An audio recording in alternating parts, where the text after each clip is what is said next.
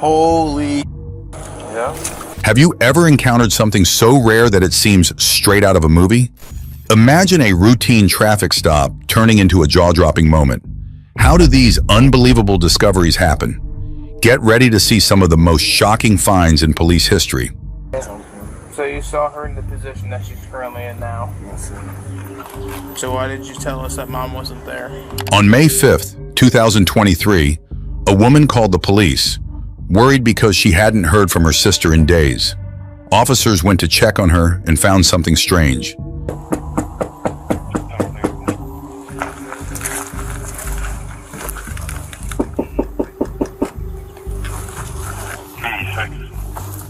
Did it smell when you went to? The deputies searched the house, breaking doors and looking through windows, but only found a bad smell. Neighbors shared vital information about the woman's location as they tried to figure out the source. Laney, recently? The girl? Yeah, next door neighbor. Just the guys over there. When's the last time you seen them? Him, he usually walks up and down the road, but her, I haven't seen her in a while. How long would a while be? Days, months? Day or two. Couple days. Three Yeah. 3 days or something like that. When's the last time you seen the boys? Yesterday. Okay, so nobody today. The woman's son had only lived with her for 3 weeks before she disappeared. Since he was last seen the day before, deputies thought he might still be inside. As they were about to break in, they saw sudden movement. Did you hear us knocking before? Or were you knocked out? No, I was sleeping in there. I'm glad you woke up because you're about to come inside. We're looking for mom. Have you seen her? Is she not around right now? Do you know where she's at? Sister's asking for her. She's not in any trouble or anything like that. I have no idea. When was the last time you saw her? A few days ago, Where'd she go? she just went up to the store and said she'd be back in a little while. Okay. But you haven't seen mom since then.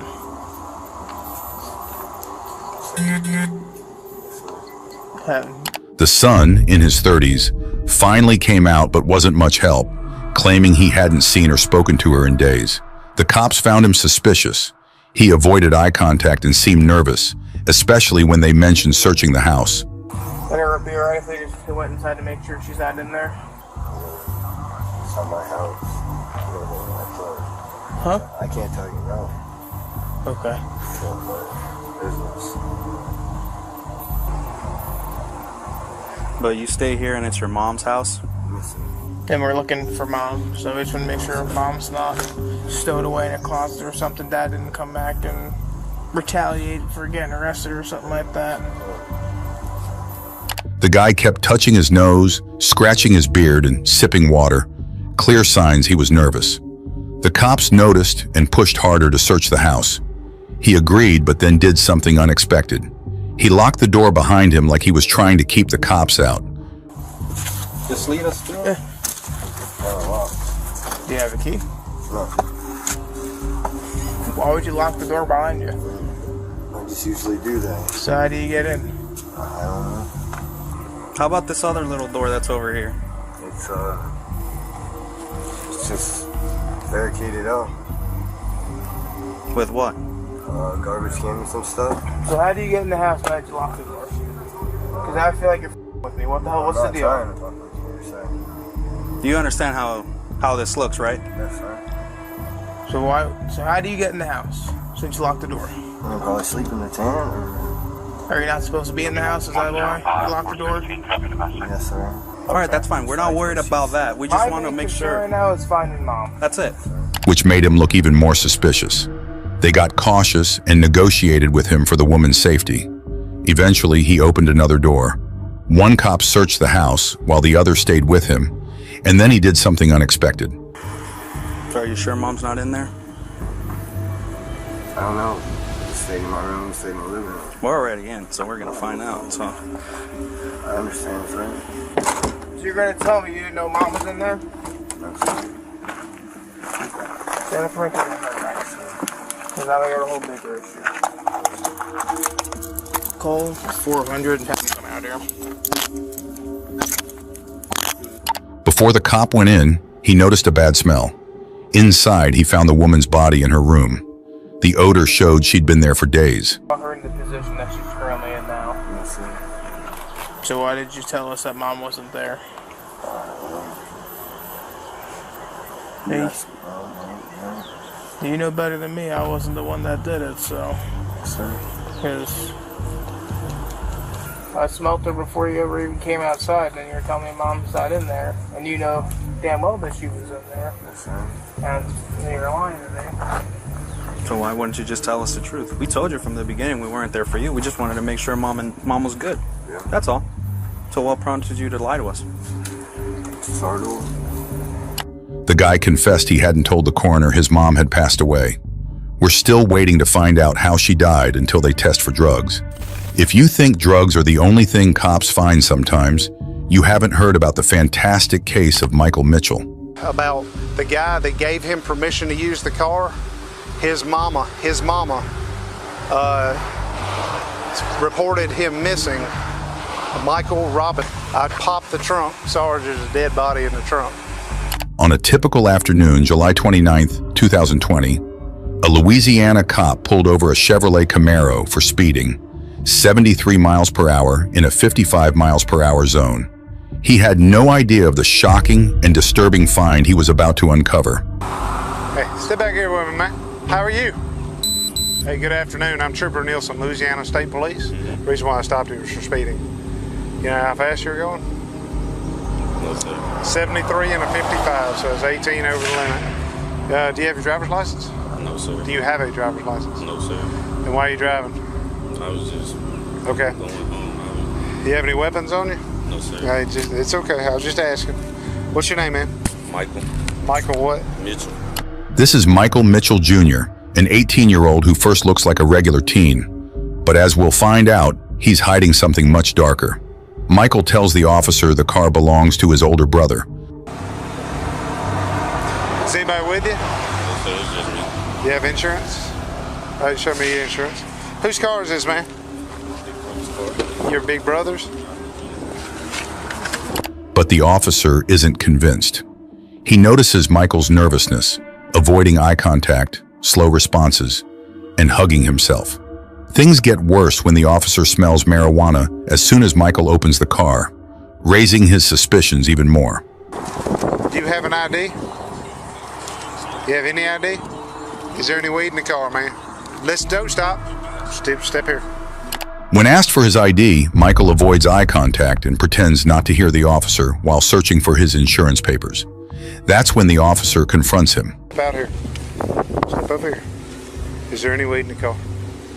Yes or no? Just a doobie in the ashtray, like. Okay. Other than that, this Anything else? This is. All right. You be honest with me, I'll be honest with you. I ain't looking for no roach. You hear me? Yes, sir. Is there anything else in there? This is. I promise. Okay, it's in the ashtray? In that Yes. cup thing? Yes, sir. Anything else? This is. Okay. When did you puff last? This was Be like honest. Because I'm a drug recognition expert. about an hour ago. Okay. Okay. I'm gonna look at you, but So far, the officer has just been asking Michael questions, mainly about marijuana. But that's nothing compared to what happens later in the video. okay. Where's home?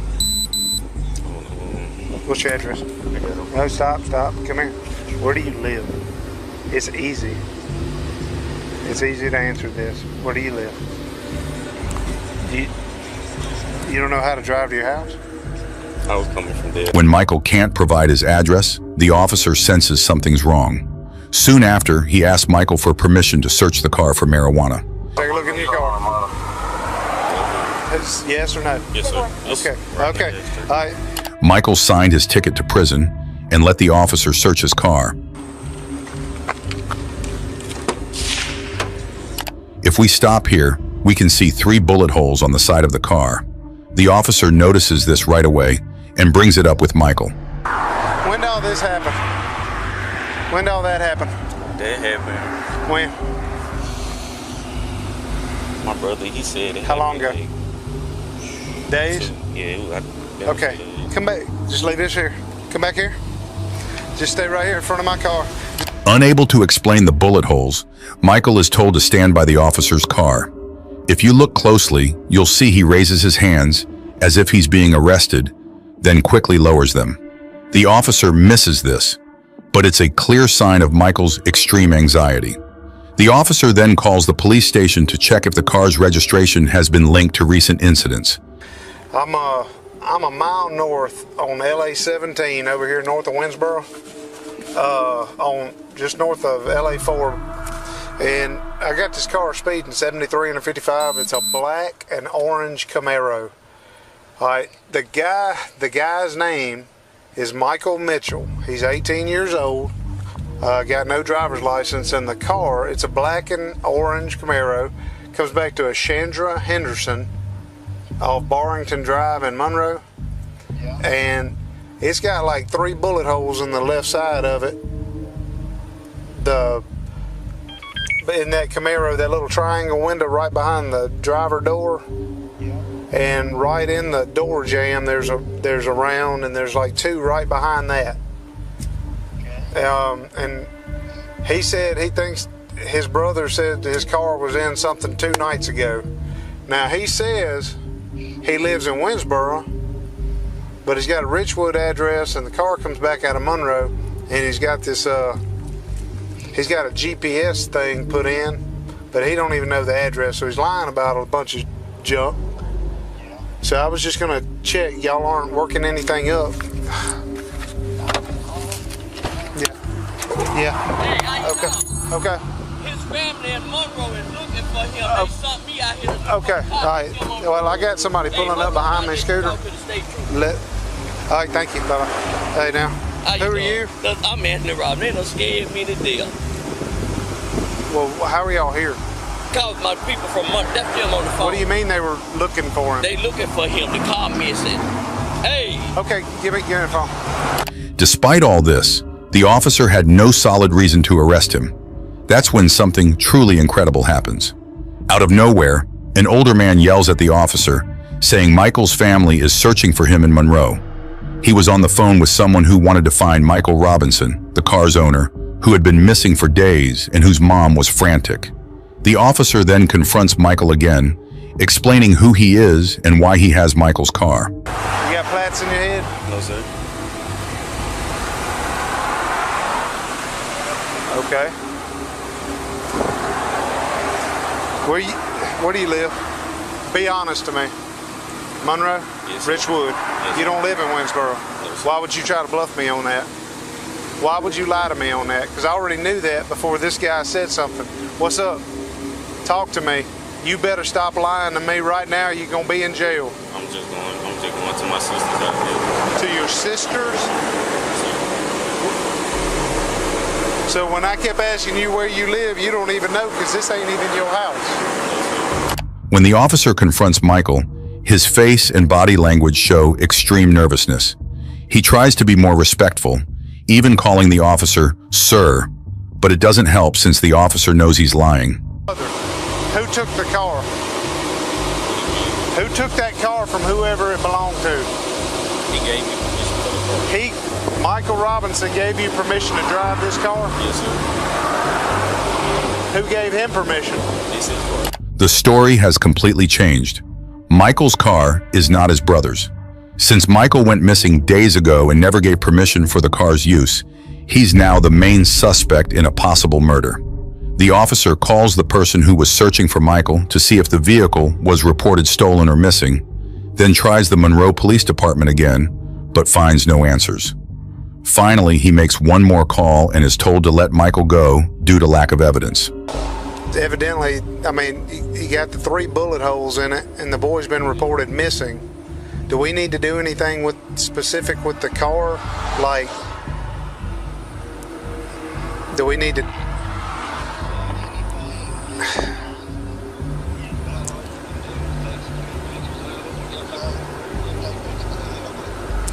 Crap. Okay. Man, I just don't want something bad to come back on this with me letting it go. Like, this looks close. Like bam, bam, bam, bam. Yeah. And the boy, See, what I'm being told is that the boy who gave him permission to use the car is missing. So he's lying his ass off. We go looking for the person who owns the car, find out that the son of the owner of the car is missing. And now we got bullet holes all in the car. I got you. So something's bad. The only thing he lied about was his address in Winsboro. So he don't have a driver's license, but he lied about living down here. I don't know what he thought that was going to do, but He lives in Monroe. he lives in Richwood, and the car is registered out of Monroe to the. Unfortunately for Michael's family, the officer's gut feeling was right, leading to one of the most shocking and disturbing discoveries in police history. I'm gonna do the obvious thing I want to do.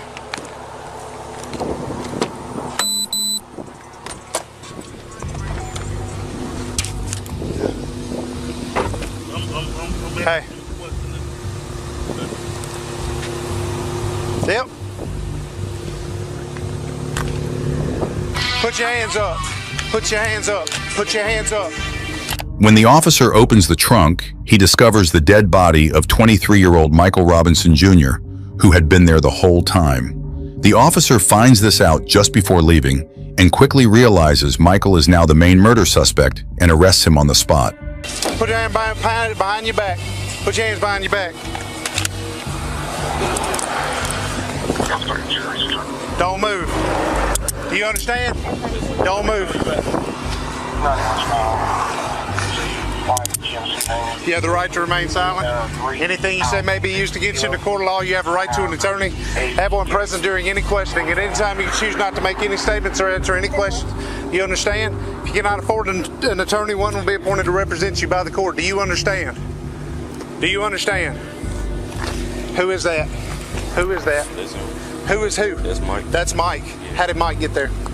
Tell me. It wasn't me, man. It was. Okay. I just hit him, bro. I did. You just hit him? I did. Okay, lock this down. Lock this down. After reading Michael's rights, the officer asked why Mike's body was in the trunk. Michael broke down in tears, claiming he didn't kill him, just hit him. During the interrogation, Michael tried to make it seem like he wasn't the shooter, but was responsible for dumping the body. After that, shots just came out, boom, boom, boom. Mike hit the ground. He was holding his stomach. He was like, bro, you shot me in my stomach. After that, he ran to the car because he knew Mike had a gun too. He went in there, grabbed Mike's gun. Mike was on the ground. He just did it to him. And that was it. He did what to him? He shot him in the head. Okay. After that, he was like, pop the trunk over here, pop the trunk. Pop the trunk. I just grabbed his legs, threw him in there. And after that, he took the car, and he took the car with the body, and I was gone.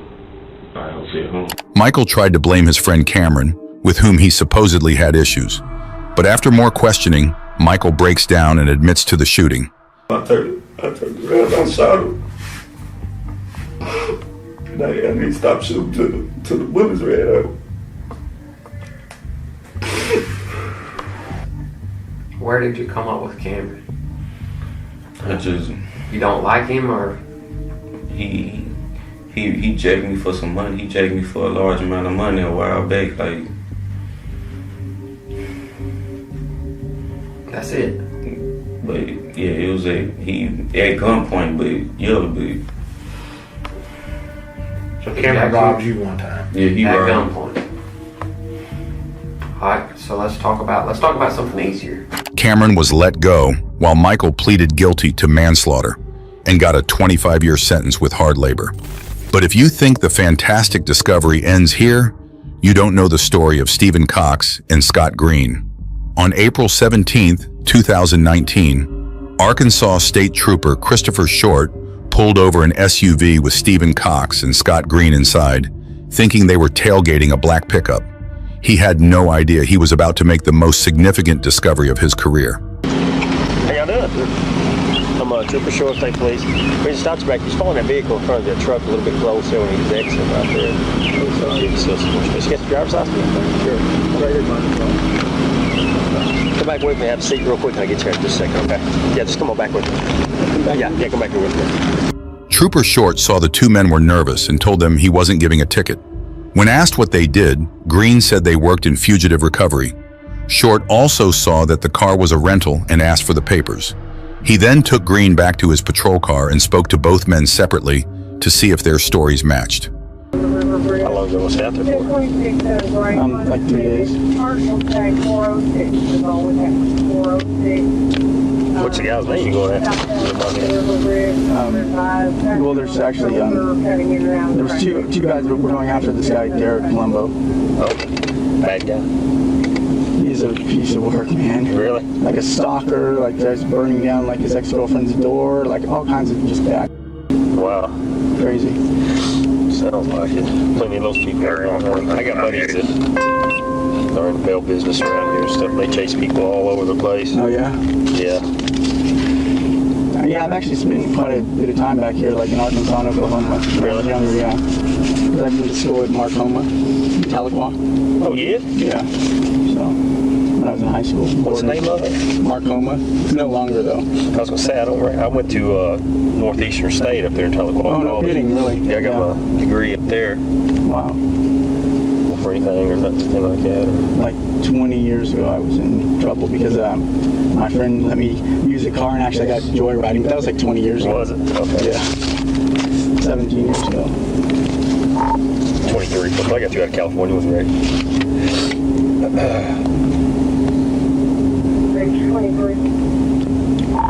It's on a white male. Last name is Green. First name is Scott. Middle name is Samuel. Green told Trooper Short they were in Virginia for 3 days and gave details about the fugitive they were tracking. He also lied about his past, saying he'd only been in trouble 20 years ago because of a friend. While waiting for dispatch to check their records, Trooper Short questioned Cox, and things started to go wrong. Hey, what y'all doing? Who's the guy's name?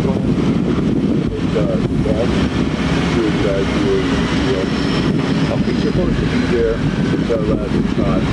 Is it? Well, we have 6 months. Yeah.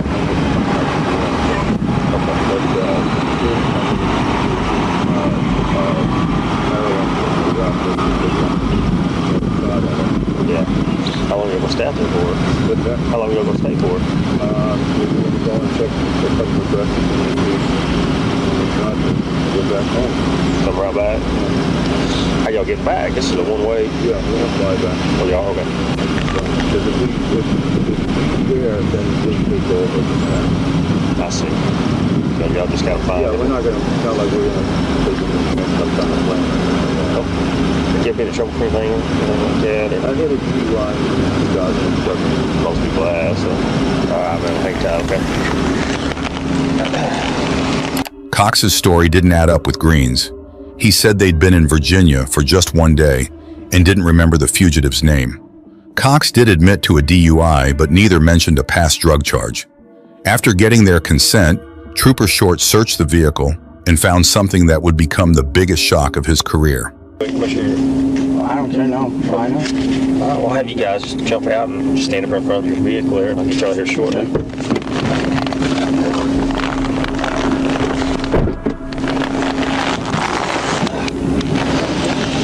I'll just put you guys in front up there.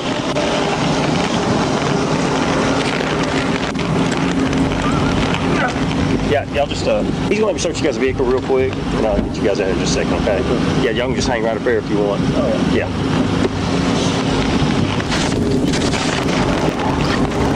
You got the keys? Yeah, I'll get you guys out here in just a second.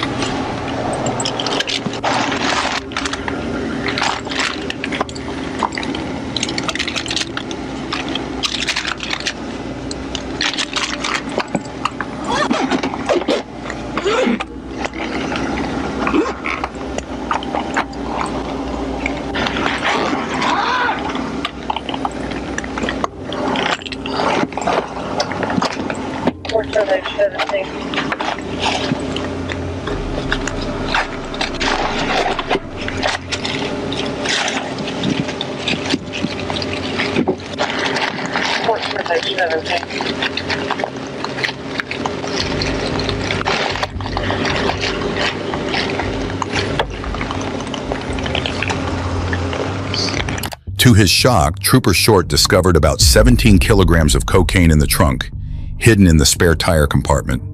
He then arrested both Cox and Green. Back.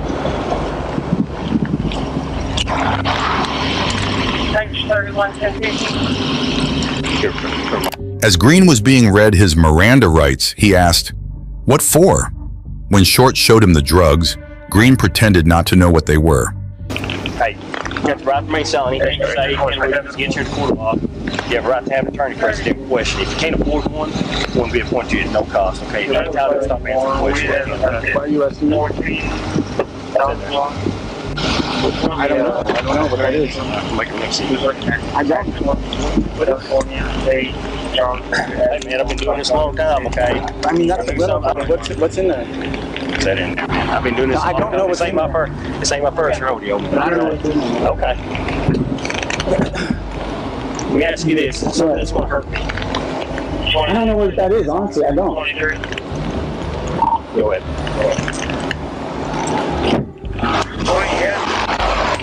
Even though they kept a calm face, the two were nervous. They seemed to think their professional attire and relaxed attitude would help them avoid trouble. Stephen Cox got 10 years in federal prison, plus 5 years of supervised release for having over 5 kilograms of cocaine with intent to distribute. Scott Green received 4 years in jail and 3 years of supervised release for the same charge.